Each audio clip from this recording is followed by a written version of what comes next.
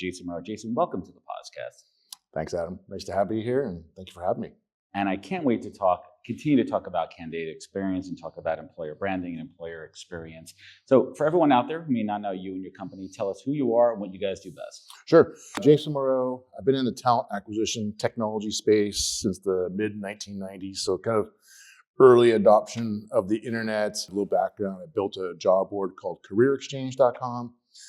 And then in early 2000, we ended up morphing into just listening to the clients. Building an applicant tracking system called SonicRecruit.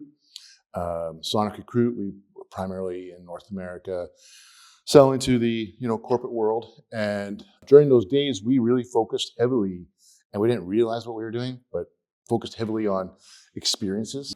So as candidates went through the corporate website that we hosted for the career sites, we really focused on the branding, searchability of jobs and openings and how to apply, and making it try as seamless as possible for technology back then. And so we didn't realize how much focus we had on candidate experience. And we were acquired by another ATS. And then we all kind of went separate ways for a few years. And so I just picked up the phone after I got a little itchy to build something again. Builders want to build. Builders want to build, and I have that itch, and I just can't stop. Mm-hmm. So that's where the birth of Survale came about. Was one of the co-founders and I, we were like, well, let's go measure these experiences. So that's kind of how we came about. So we started measuring experiences with the technology, and one thing leads to another, additional modules, keep growing in different areas. And our tagline at Survale is really hello to hire and hire to retire. Look at that. I like that. Hello to hire. So what I love about your background and the perspective we're going to talk about here, you've been in this industry for a couple of decades. So you've seen the progression of technology, but you've also seen the cycles of technology. Yeah. And when it comes down to, there's a shiny new object versus adoption and integration, there's certainly a cycle there too. Where are we right now? Because if you step out there, all you're going to hear is AI, right? Yeah. AI, EIO, everywhere it's going to be about AI. What would you compare this to, let's just say 15 years ago? Was it maybe I'm going to push it back even further, say 20 years ago, with more of the integration of the internet and job boards moving to the internet? Would that be a fair comparison? Yeah. Going from traditional paper resumes to manila envelopes being dropped off. Yeah. Remember the paper days? You might not. I'm not that young. Okay. I just don't let the man bun fool you. I'm actually pretty old. I'm actually 73 years old. I just have great skin. You look great for 73. Yes. It's a New York Botox. I'm telling you, I do a lot of it. Yeah. That's funny.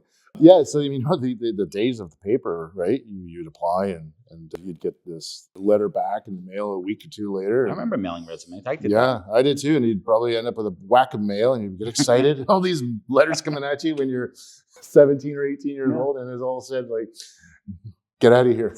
Right? We don't want you. It was just the rejection at that point. And then that went online. Yeah, the job boards and the early adopters of the internet was really talent acquisition, right?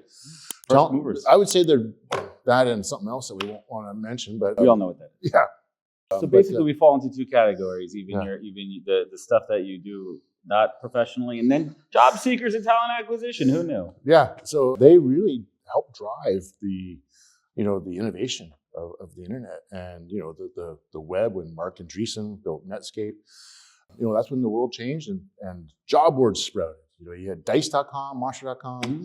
We were in there, and it was exciting. And then really quickly, people were emailing their resumes and applications to employers to an email address, careers@company.com. Going to the black hole. And then black hole was more what it was they couldn't check their email anymore because there was too many resumes in there.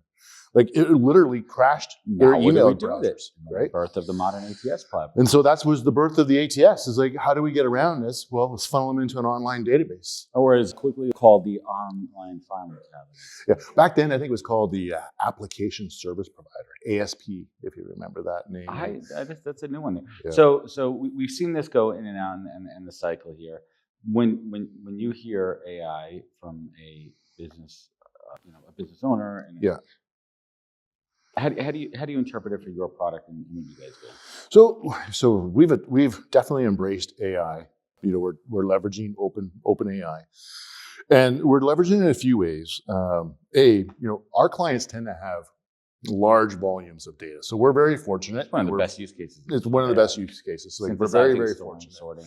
And it's, it's all measuring and understanding qualitative feedback. So you'll be able to come in and you can, right today with our product, you can come in and ask questions into your data. Like, who are my top performing recruiters? Mm-hmm. Come back and tell you, and it'll back it up with the data from within their account.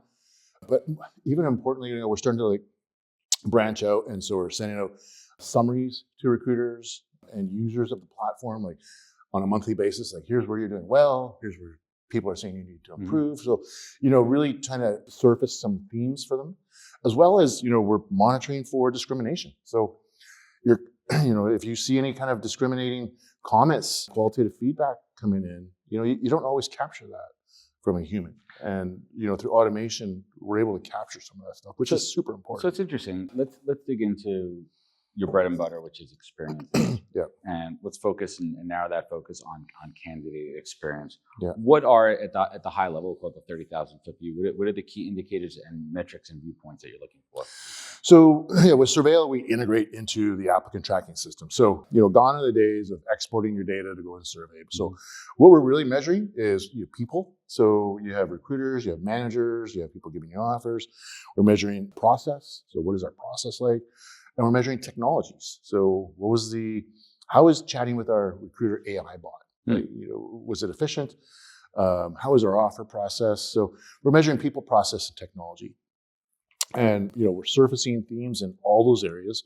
So when you look at your time to hire from someone new to hire, you're not only can you see like the time, but where is it taking us longer? Where are the log jams? Where's the process? And why is it a log jam there? And where are we doing well?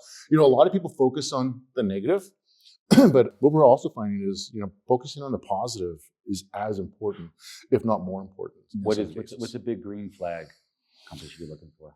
Green flags, I think when you find people doing great experiences based on feedback, you need to dig in and understand what is it that makes them stand out, and how do we replicate that across our team? How do we scale that? Because that's going to enhance your brand in social media. It's going to enhance your brand on Indeed reviews, Glassdoor reviews. It's going to make your recruiting efforts easier. Your hiring, it makes the longevity of an employee longer. Retention, internal mobility. So those are the big things we will look for. That's interesting. There's so many factors obviously involved. You said this conversation with Kevin previously. Quality hire is a tough one because there's quant and it's qual and it's subjective as well too. Yeah. So how do you determine quality of hire? What's kind of is there an industry standard? What are you seeing out there? And obviously there's some nuances around industry and other factors. Yeah. So when we look at quality of hire, we're measuring from the perspective of a manager. So we'll send off a survey to the manager, at the first week, hey, tell us a bit about the recruiting process first. Did you see enough quantity, quality, enough diversity? And then 90 days or whatever cadence you're looking for, multiple times, you can survey the manager saying, hey, tell us a bit about your new hire that's been in your department now for 90 days. Are they at the productivity levels that you'd expect? Are they culturally fitting in? How likely would you rehire this person? And it gives you a gauge, a perspective, whether it's subjective or not, it's real. And you already have all the other metrics from your other platforms on how long they've been here and so forth. But those are important pieces. And then measuring the new hires' experiences as well from the other side, like are they properly onboarded? Onboarding is the biggest fail point in any candidate experience. Yeah. Once you take them from candidate to new hire, right? Like that transition, like crossing that threshold, it's critical. It's critical. I can't even tell you, being firsthand as an in the trenches recruiter, we do so much. We manage good recruiter will manage the process. Yeah. And everyone out there, a good recruiter, the best recruiters are the ones that manage expectations. Yeah. They're giving feedback. Not always feedback because that's not always available, but at least they're giving you a status of what's going on. Right. But once we get to the point of the offer and we could shepherd an offer across the line, we can get the candidate there. Then it's out of our control. Right. And it's about the companies that invest in onboarding, not just from a process monetary standpoint, but from a people standpoint. Yeah. And that's where the data comes into play. Do you guys show fall off after onboarding? Yeah, and it highlights the managers where it falls off. We can tell you really quickly. You and you'll also have like insights to forecast Right. whether you're going to have turnover. Like, if you start measuring at 30 days, 60 days, 90 days, you'll start to see feedback in certain departments and themes where, my experiences aren't great, which is an indicator of turnover in the future here. Jason, how many folks are in your organization? We're just under 20 right now. So it's a relatively small team, but hiring, and I would even say hiring is more critical in a small organization. Yeah. Do you drink your own Kool-Aid? Do you use your own tools? Right? Are you utilizing your own products within your organization? So Or is it tough 'cause we you're do, kinda small? we do, and we don't. Yeah, this is Eating your own dog food. Sorry, that's eat the your own dog expression. food. That's the expression I'm trying to get to, folks. It Yeah. took me a couple Eat minutes your to own get dog there. food.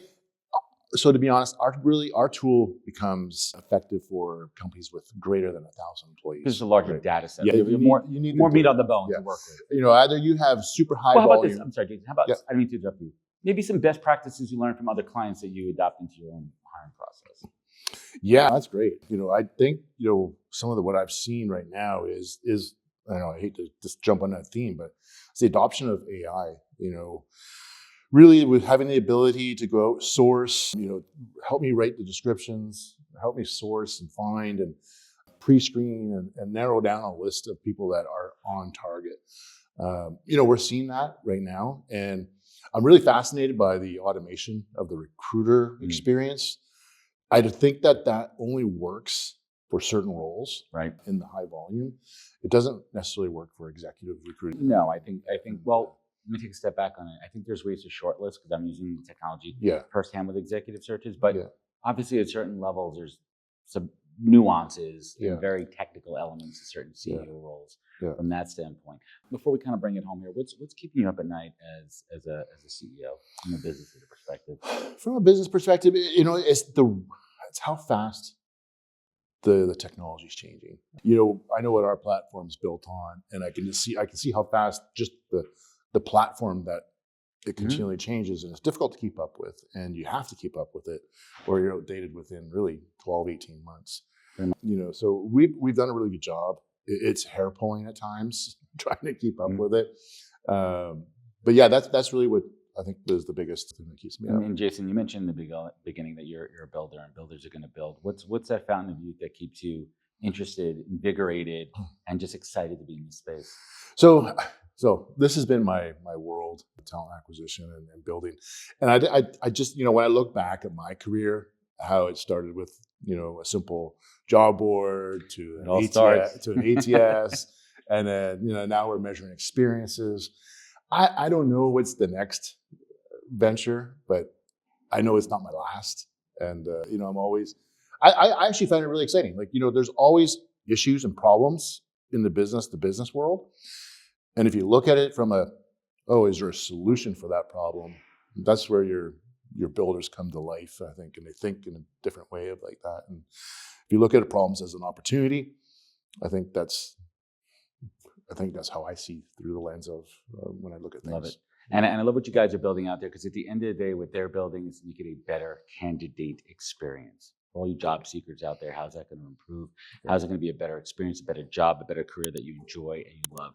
And stay with an organization. Jason, I want to thank you so much for joining us on the podcast today. Where could folks find you? Where could they connect? Where could they learn more? So you can find me at Jason@Survale, Survale.com. Survale.com is our website. Pretty simple. Send me an email. Fantastic. Jason, Thank you, Adam. Appreciate it. Yeah, nice meeting you.